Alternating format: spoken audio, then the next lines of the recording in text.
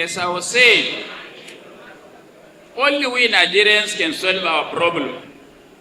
And I said, we thought that some people are Democrats. Now, we see them in their true, very color. That they are fascists in the form of Mussolini, Stalin, and others. In fact, I would want to say that they look worse than Pharaoh.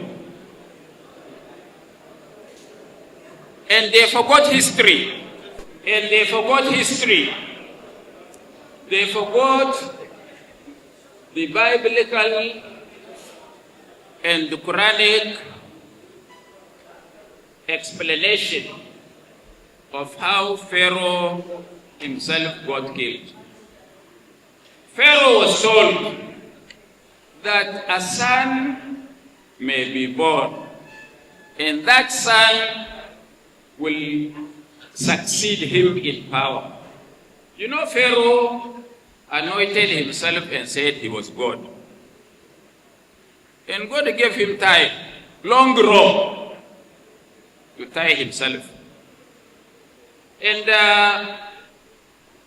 Pharaoh ordered that any time a male child is born in his kingdom, that he should be slaughtered, such that there will be nobody, no male child will be alive to inherit his throne. So, what did happen?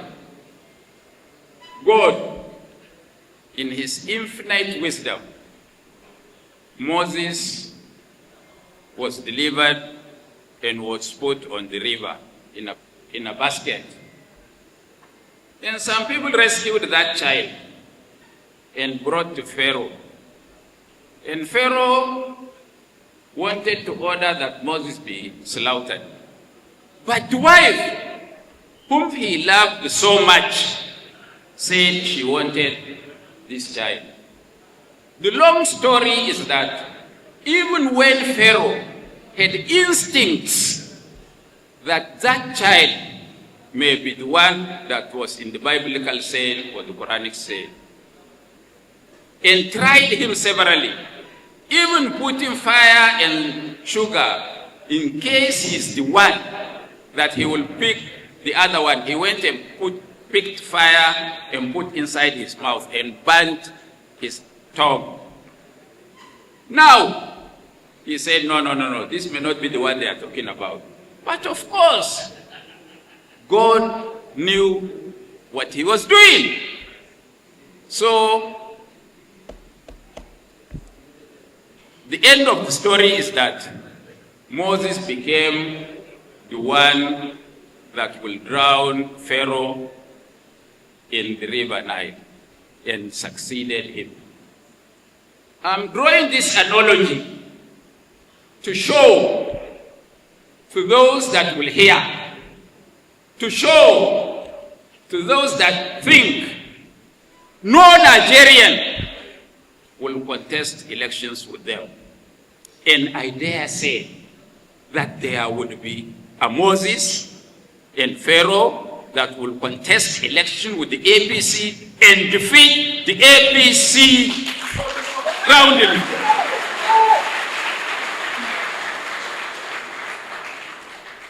They so forgot that in the past, very contemporary history, that we had leaders that thought they were indefeatable and that nobody could remove them from power and stifled the opposition.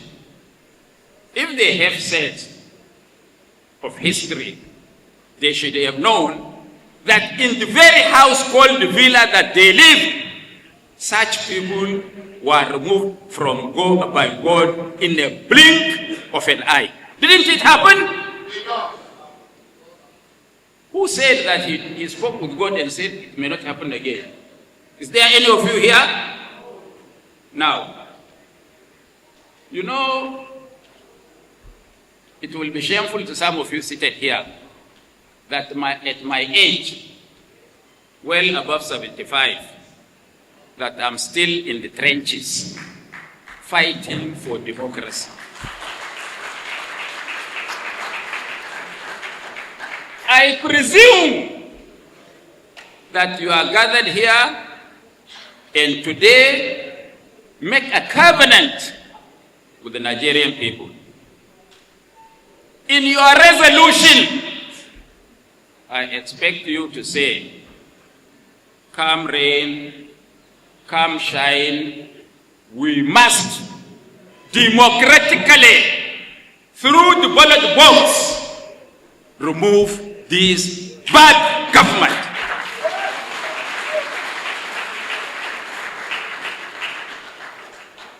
The ball is in our court.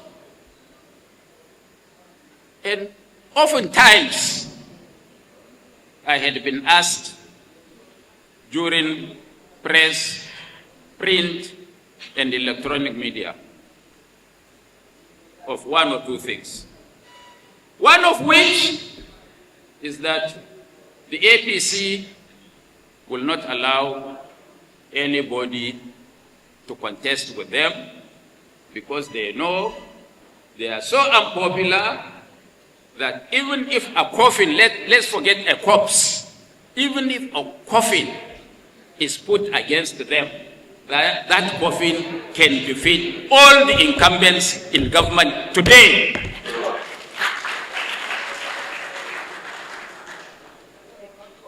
And they said, and I said, since 1.5 years, I was in the press saying that Tinubu will try to stifle the political parties, that Tinubu wants to run as a sole candidate in Nigeria. And today, you know it is happening. And one of the meetings I'm going is as a result of what had judgments that were delivered on Wednesday and Thursday.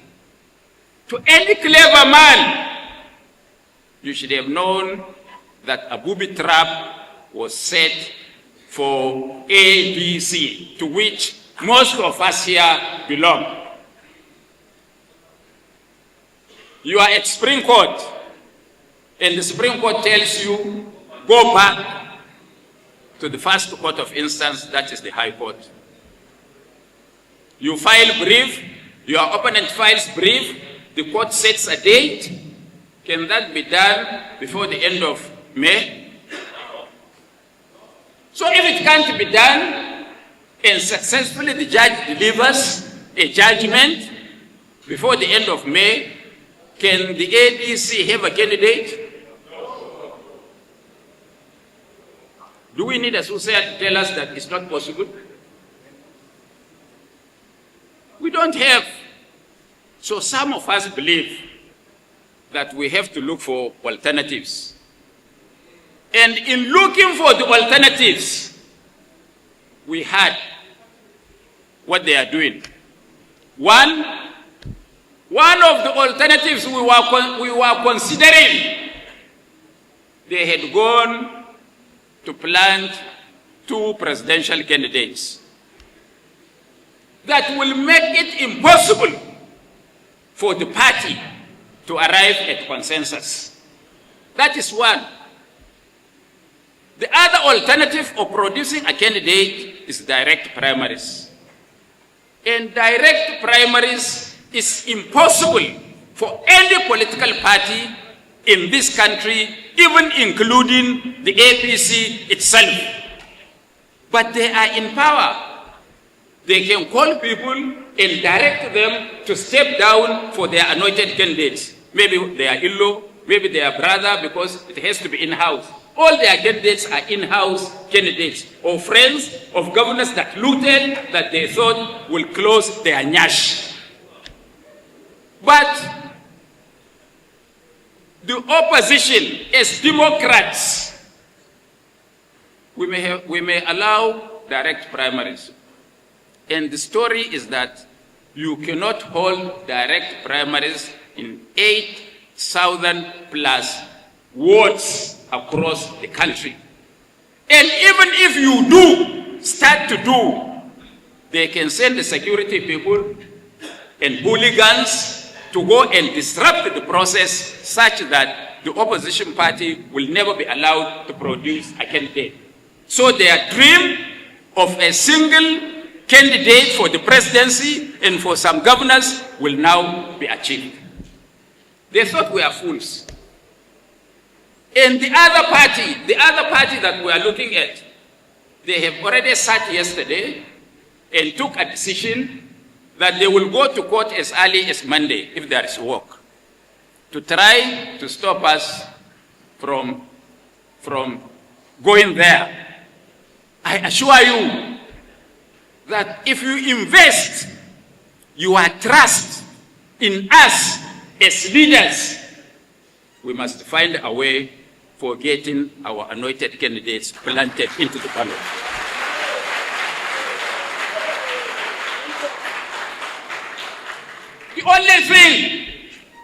The only thing is that we ourselves have to act smart. And I'm sure our leaders are smart people.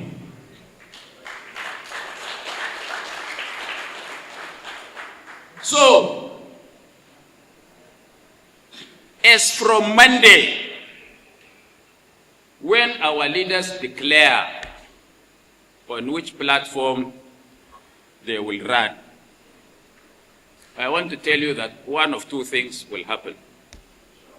And I'm here to guide you of your response to what will happen.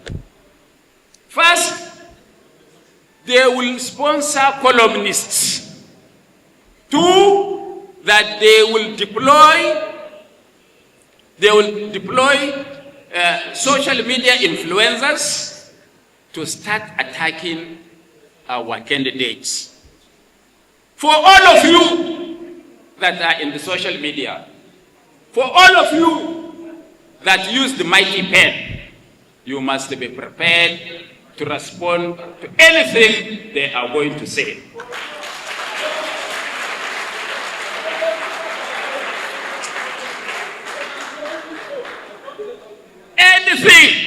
Anything under the sun that they may say about our leaders that we know very well, people of integrity, people of honor.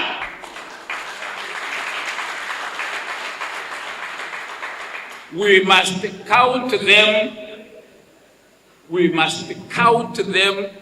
with the ferociousness that is needed of an intelligent man. I'm sorry to bring in something that is not on the table, but I'm doing it as an example. You know the US and the Iran war. The US attacked and Israel attacked first and Iran responded. The analogy I'm going to draw here is that don't call anybody any name until they call our leaders names. Then we will respond with the greatest might of intellect on us, in us.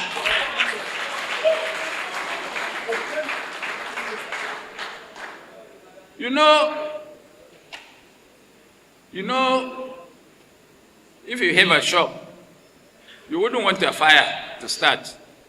These are people that are living in their comfort positions, and they want to start a war. We will help them add kerosene. We are already lying flat on the floor. Are we afraid to fall? Are we afraid to fall?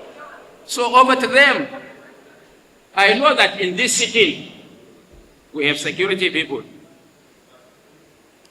They have maligned, detained our leaders in the past. That was first phase, but they are still on. Secondly, They have decimated all our platforms. SDP, PDP, ADC, NNPP, PRP, all they have decimated. This is the second phase. The third phase is that if we are not careful, as desperate as these people are, they may even start to kill or assassinate some of our leaders. Put it on record that I said so. If anything happens to any of our leaders from ward, local government, state, and national, please don't wait for any explanation. Just accuse them.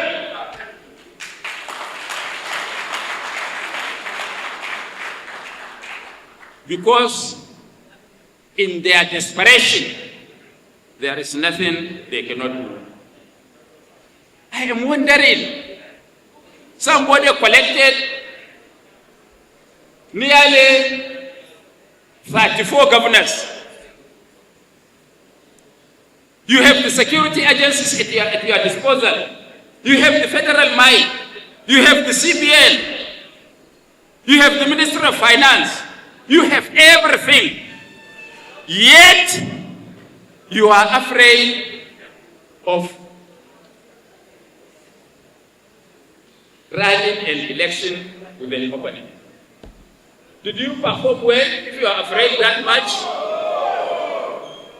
So they themselves know that they have done nothing except bringing hardship, hunger, and every negative thing in life to the peoples of this country.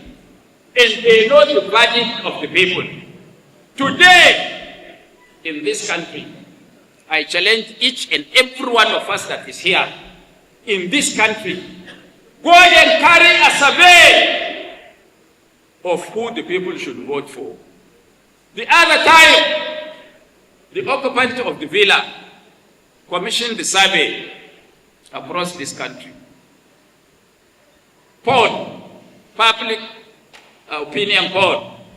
One of them suggested that he can only win 18%. And one of them suggested that he can win as high as 22%. I even dispute that if there is a credible poll, he cannot score more than 5%.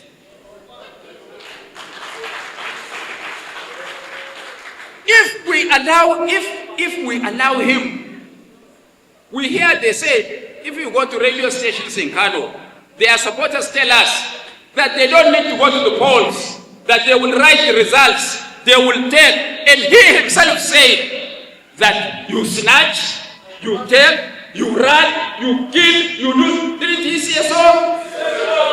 So I'm alerting the international community with the kind of persons that we are dealing with.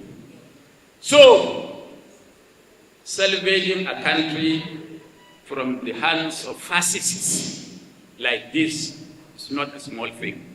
It needs sacrifice, it needs strategy, it needs use of intellect.